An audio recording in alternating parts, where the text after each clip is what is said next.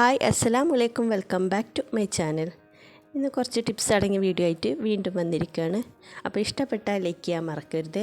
അപ്പോൾ സ്കിപ്പ് ചെയ്യാതെ മുഴുവൻ കണ്ടു നോക്കണേ.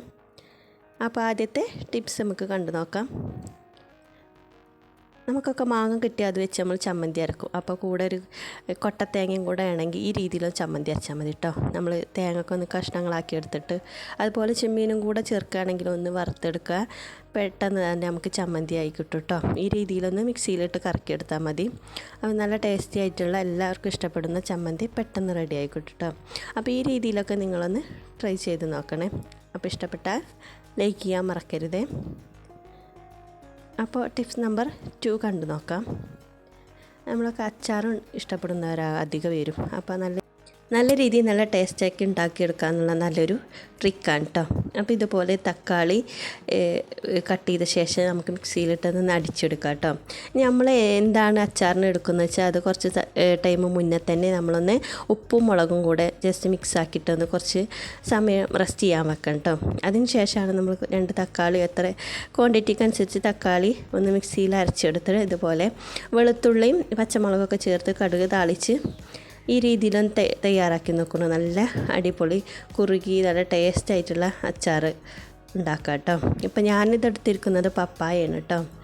അപ്പോൾ നമുക്ക് എത്ര കാലങ്ങളോളം ഇരിക്കാൻ പറ്റിയ നല്ല രീതിയിൽ തയ്യാറാക്കാൻ പറ്റിയ ഈസി അച്ചാർ ഉണ്ടാക്കുന്ന ട്രിക്കാണിത്. ടിപ്സും കൂടിയാണ് ഈ കാണിക്കുന്നത്.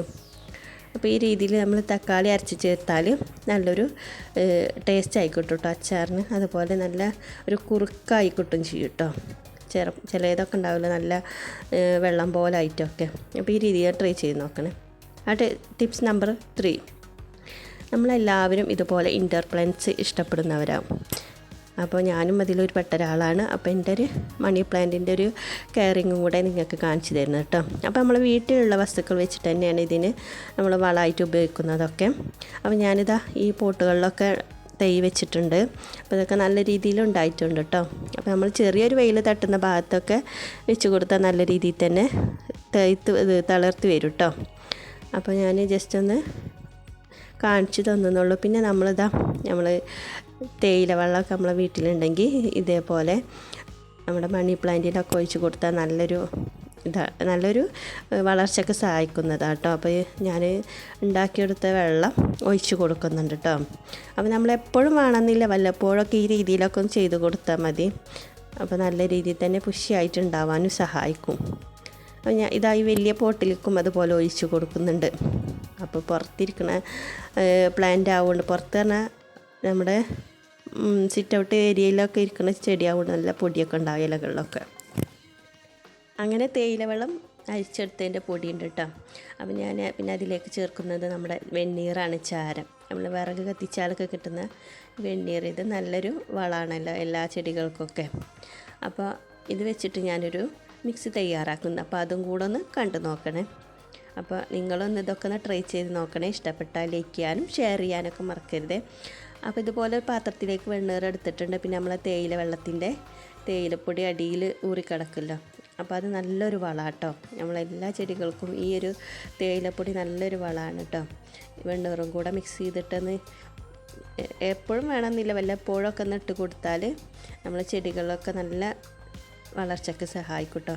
അപ്പോൾ ഞാൻ ജസ്റ്റ് ഒരു കത്തിയൊക്കെ എടുത്തിട്ട് അതിൻ്റെ ചുവടൊക്കെ ഒന്ന് മണ്ണൊന്ന് ജസ്റ്റ് മാന്തി കൊടുക്കുന്നുണ്ട്. എന്നിട്ടാണ് ഇട്ട് കൊടുക്കുന്നത് കേട്ടോ. അപ്പോൾ നിങ്ങളെ വീട്ടിലൊക്കെ ഈ ചെടികളൊക്കെ ഉണ്ടെങ്കിൽ ഈ രീതിയിൽ ചെയ്ത് നോക്കുക. അതുപോലെ നമ്മൾ പൈസ കൊടുത്ത് വാങ്ങിയിട്ടൊന്നും ചെയ്യേണ്ട ആവശ്യമില്ല. നമ്മളെ വീട്ടിൽ തന്നെ ഉള്ള വസ്തുക്കളൊക്കെ വെച്ച് ചെയ്യുമ്പോൾ നമുക്ക് എല്ലാം കൊണ്ടും ഒരു ലാഭമാവുമല്ലോ. അപ്പോൾ ഈ രീതിയിലൊക്കെ നിങ്ങൾ ട്രൈ ചെയ്ത് നോക്കുക. അപ്പോൾ ചെടി ഇഷ്ടപ്പെടുന്നവർക്കൊക്കെ ഒന്ന് ഷെയർ ചെയ്തെടുക്കാനും മറക്കരുത്. അപ്പോൾ എൻ്റെ കയ്യിൽ 1-2 പോട്ടിലൊക്കെ ഉണ്ട്. അപ്പോൾ അതിലേക്കൊക്കെ ഈ രീതിയിലൊന്ന് ചെയ്ത് കൊടുക്കുകയാണ്.